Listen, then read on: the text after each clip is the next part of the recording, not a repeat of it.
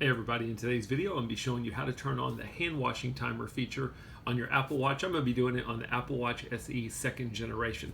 So this is a feature I thought was kind of silly when I was reading about it. I turned it on to try it out just so I could do this video, and honestly I haven't turned it off since because I kind of think it's pretty cool. It's not too annoying. Basically, when you're washing your hands, the watch will automatically detect that and it'll start a 20-second timer.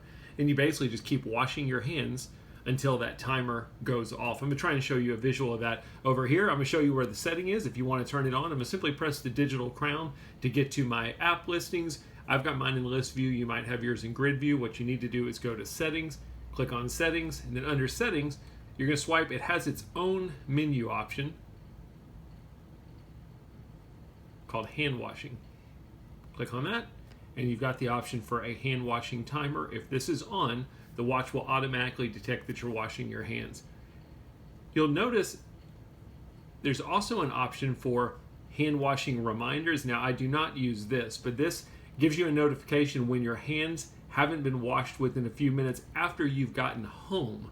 So it's kind of a cool feature where the watch knows where you are. When you get back home, it says, hey, you need to wash your hands. I do not use that feature, but that's also available for you. Set it the way you want. Once you're done, you can always press the digital crown. That's where the hand washing timer feature is at on your Apple Watch. Hope the video helped.